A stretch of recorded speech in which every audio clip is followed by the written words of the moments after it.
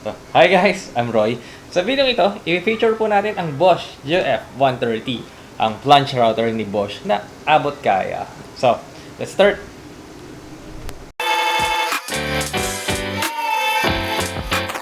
So, ito po ang plunge router ni Bosch. Hindi ko po alam kung meron ng dating ganito.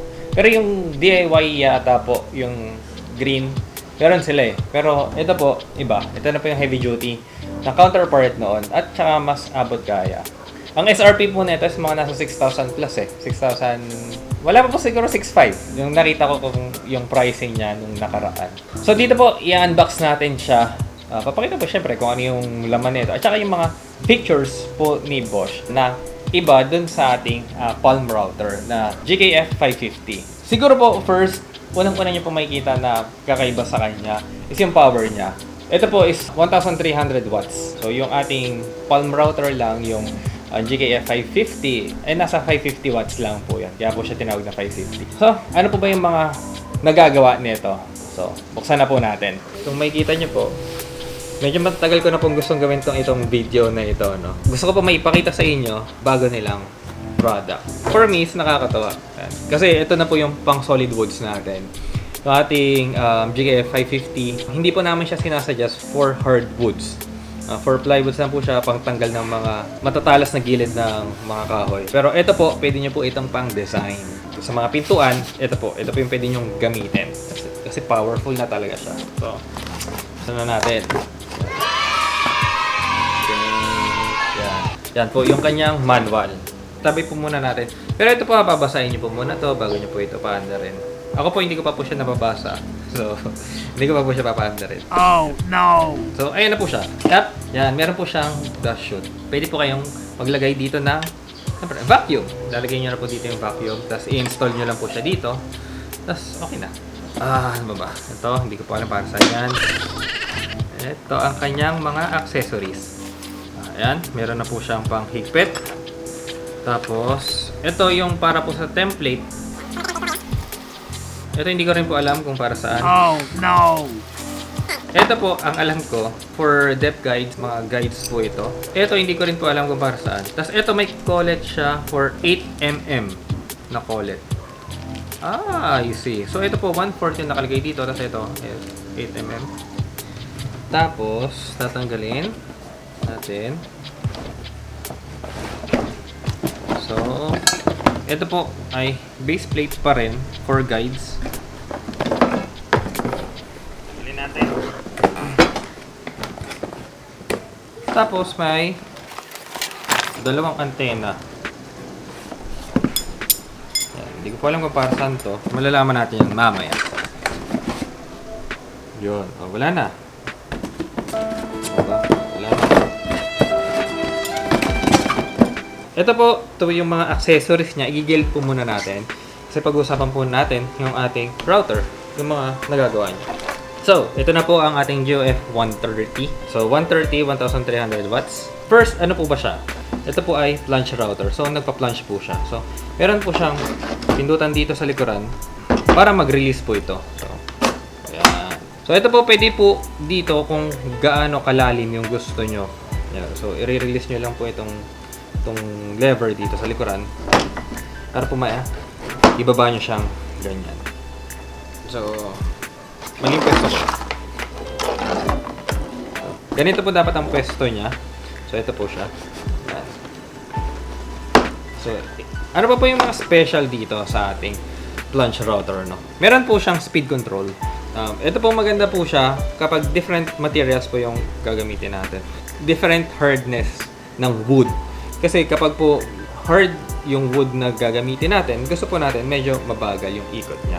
Kapag naman po soft woods yung gagamitin nyo dito, syempre gusto po natin yung pinakamabilis niya.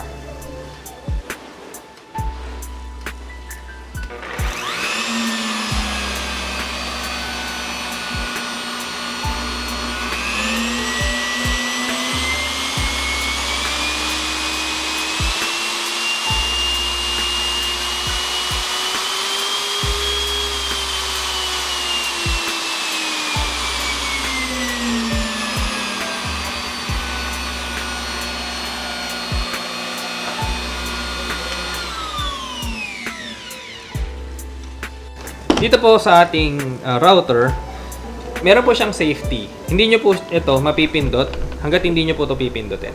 Dito po, dalawa na po siya. Safety tsaka po lock. Ito po yung safety niya. Yan, para po mapindot nyo. Then pag po ito pinindot nyo pa, yan, maglalak po siya.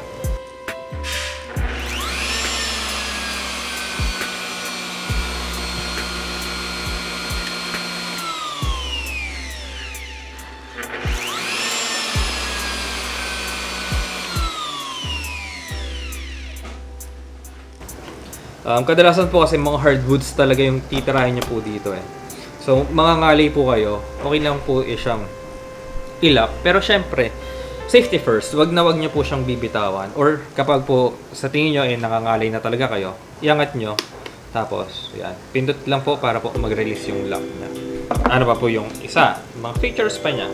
Ito po, meron po siyang depth guide. Ito po yung kanyang depth guide. Yan. Yung unang stopper niya is 3 mm.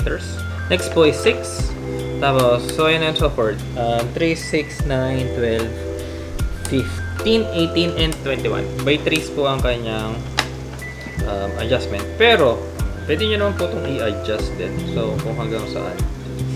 Siyempre, ito po yung stopper. So, pwede po ito. Yan. Ito po yung micro adjustment nyo. Ito na. Yan. Ito po yung ating antenna. Isa. So, yan. Dalawang antena. Tapos, ito po siya. Inilalagay. Pwede pong pag ganito. May screw po siya dito sa dulo eh. Yan. So, ayan na siya. Teka.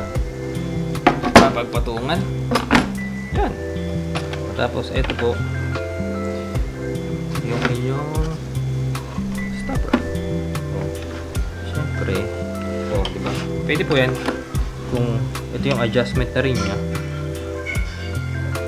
Then, tsaka nyo po ito higpitan.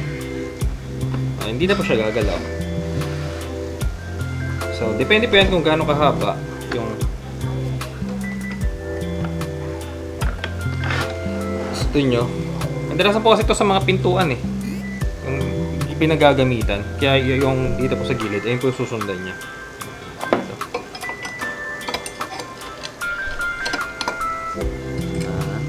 Ito po yung parang mag-act as guide niya. Kaso, hindi po namin ito ginagamit. Meron po mga router bits na may bearing na. Ito po, i-press nyo lang siya para masikipan or malubagan. Again po, ayaw po naman natin to sobrang higpit. Ano? Sakto lang. Ayan na. So, ayan po, 8 tsaka 1/4.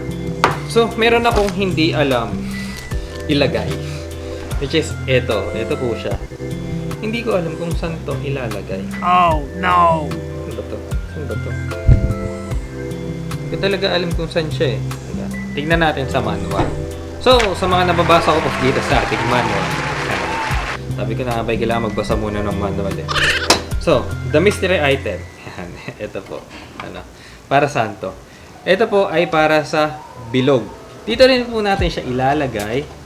So, lahat po talaga ng accessories ay nandito sa manual. Kailangan talaga, babasahin muna natin yung ating manual. Yan. So, lalagay po natin siya dito. So, ito po yung center point for the radius.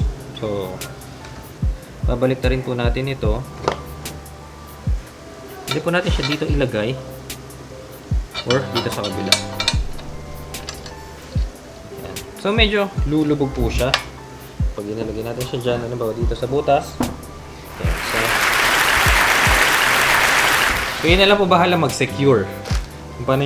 Kung paano nyo siya i-secure. So, pwede pong habaan nyo pa. Yan. Lock. Lock. Then, yay! May kurbado na kayo. Huwag na po kayong gumawa ng para sa speakers. Mga ganun. So, tingin ko, ayun lang naman po yung ating paggagamitan nitong Bosch GOF 130 ano. Again po, ito po ang ating Bosch GOF 130, 1300 watts po siya. Isa po sa mga gusto ko sa kanya is soft starting po ito.